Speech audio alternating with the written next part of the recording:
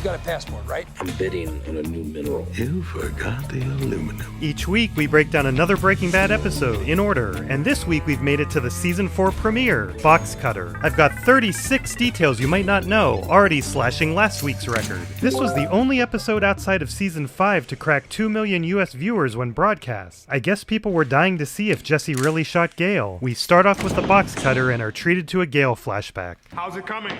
Feels like Christmas morning. The focus on the Box Cutter makes it a Chekhov's gun, which is any seemingly unimportant element that becomes significant later on in the story. That sound? Quality. I want you to have what you need. I doff my proverbial cap to you, sir. When do you think we'll be up and running? Within a month, I'd say. 2 weeks. Yeah.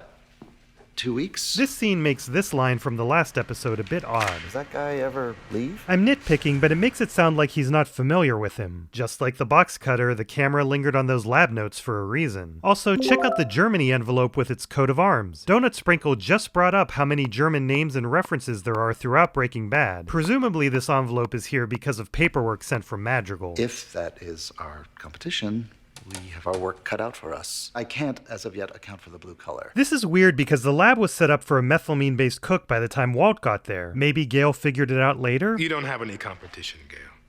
Not as far as I'm concerned. Bam, another film artifact. How pure can pure be? I can guarantee you purity of 96%. This other product is 99. It may not sound like a lot, but it is. 96% will do just fine. If Gale didn't care so much about chemistry, he and Gus could have lived happily ever after producing a 96% pure product. I'd love to know who synthesized it. I don't consider him a professional. Boy, was he right. If he's not, I don't know what that makes me.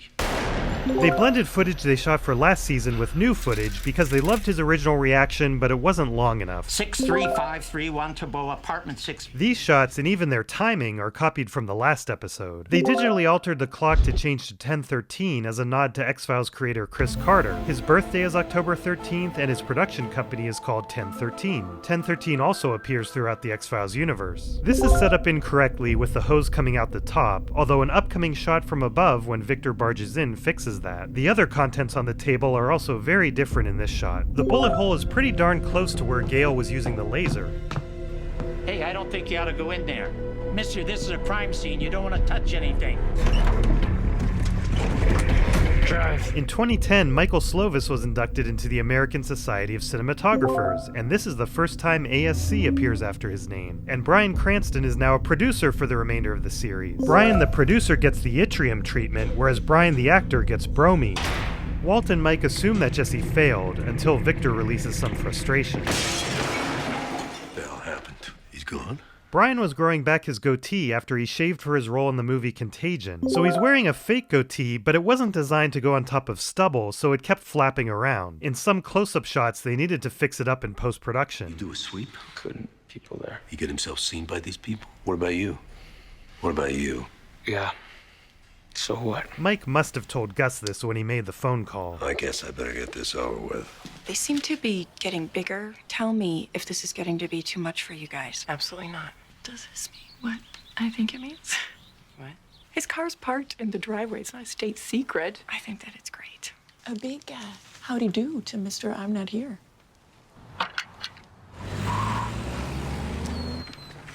Oh, hey. Breakfast? You know it. We need to start a cook in the next 10 minutes to keep to our schedule. As angry as he may be, I don't believe he's willing to forfeit an entire batch. That's right, genius. Watch me. We ain't missing no cook. It's Huel. Time to use your brand new Huel emoji. We're closed! Vince named him after TV personality Huel Hauser, not because of any similarities, but just because he liked the name. So, Skylar White on the line. The hell does she want? This place really is bugged. Bob looks down because his microphone pack fell out. They had to digitally remove it. He's nowhere to be found. I called his condo. I called every number I have for him. Yeah, I'm sure he's fine. This is nowhere near Saul's office. They put an inflatable Statue of Liberty on top of a Firestone building near Vince's condo since it looked better and was close to where they were already filming. Why would he leave his car in my driveway? People carpool to work. To his job at a meth lab. Hey, whoa! Oh, you're breaking up there. I didn't quite catch that last. Whew. for a chatty Cathy Okay. today. Okay. This is the only time I remember seeing Saul wear sunglasses in Breaking Bad, and it looks weird. You got a passport, right? You can see a reflection of a softbox in the car window. They used a lot of different babies for Holly throughout the series, and in this scene alone they used 3 different babies. Sure, there's nothing. No, it's not even me. It's state law, really. The real-life address is 3932, so they removed that too for this scene. I can't even get in my car. My car keys were on the same ring. And, my God, my credit cards, it's all right, sweetheart. My driver's license. We could have been stabbed. Without proof of residency. Just take her, please. Oh, God. Not now. Skylar's up to her old I'm tricks, going into labor. and she drags poor Holly into her scheme. Oh, you're a lifesaver. How do you want to deal with the bill? Unfortunately, all my cash was taken, so. That's fine. We'll mail it to you. I do know where I live, right? Thank you so much. Really. Yeah. That was diabolical. There's a season 1 callback with Tidy Whities, and a season 2 callback with a bear's eye. It's a symbol of Walt's guilt, and now that Skylar's in it, perhaps the eye is looking disapprovingly at her too. Marie needs a moment of serenity before entering the Den of Minerals. Hank's obsession with crystal has taken on a new form. MineralEmporium.com is owned by Sony Pictures, but Mad Props forgot to make this look like an actual website rather than a local file. I heard you broke new ground today. I walked 16 feet in 20 minutes, and I had maybe this much less shit in my pants. So yeah, Marie, if you and him and everybody else in America secretly took a vote and changed the meaning of the entire English language, yeah, I guess I broke new ground. You ordering a new rock? I'm bidding on a new mineral. I need the thing. Numero uno? Dose. Those pretty little crystals, I like that. Bet he forgets the aluminum. Guaranteed he forgets. Oh, you don't know what the hell you're doing, do you? You forgot the aluminum. Maybe don't say it so loudly. One of the first steps in... Son of a bitch.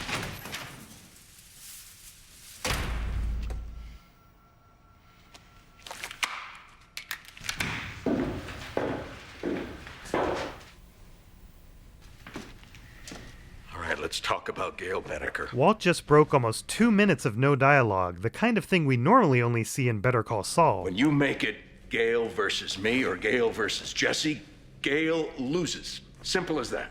I mean, really, what did you expect me to do? Just simply roll over and allow you to murder us? Gus is putting on stylish Helly Hansen overalls and a jacket, and you can see the logo on the straps. What I find funny is that they have a model of these called Gail. Without Jesse and myself, you have no one to make your product. This person doesn't know what the hell he's doing. Know every step to his cook. Oh! So please, tell me, if our reduction is not stereospecific, then how can our product be enantiomerically pure? Is 1-phenyl, 1-hydroxy, 2-methylamino-propane. Then reduction to methamphetamine eliminates... Which chiral center is it again? Help me out, Professor! Apparently much of what Walt said is nonsense, either because of bad terminology or because it refers to a pseudo-based cook. All his bullshit aside, it's called a cook. Because everything comes down to following a recipe. You're not flipping hamburgers here, pal. What happens when you get a bad barrel of precursor? How would you even know it? And what happens in summer when the humidity rises and your product goes cloudy? How would you guard against that? You kill me, you have nothing. You kill Jesse, you don't have me. It was Giancarlo's idea to stand in front of Victor to make what happens next more of a surprise. Let us just go back to work. We're ready to go to work.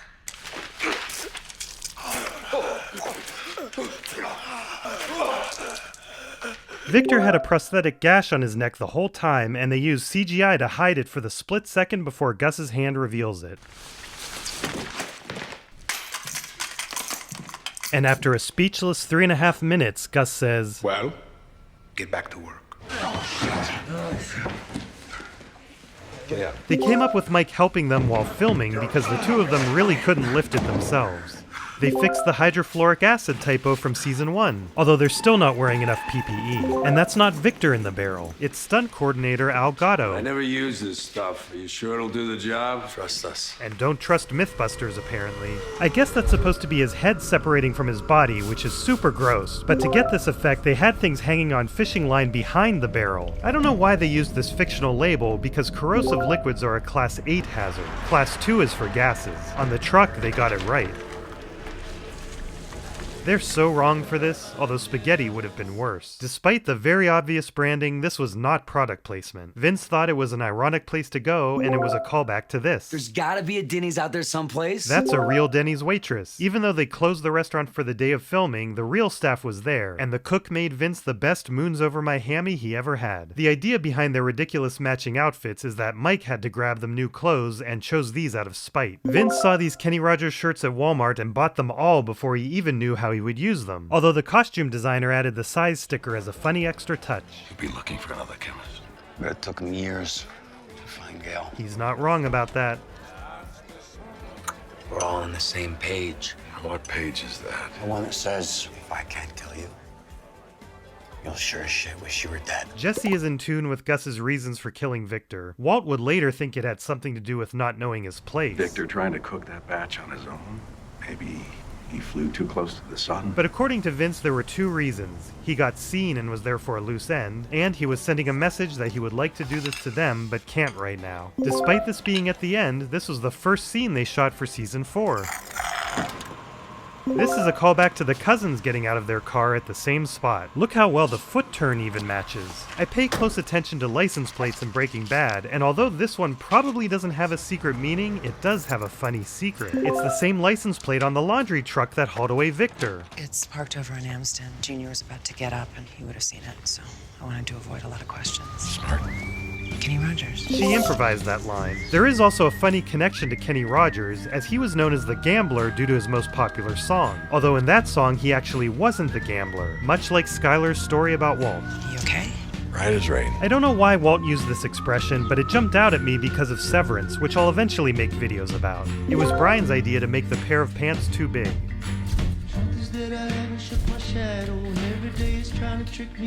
These are real-life Albuquerque crime scene investigators.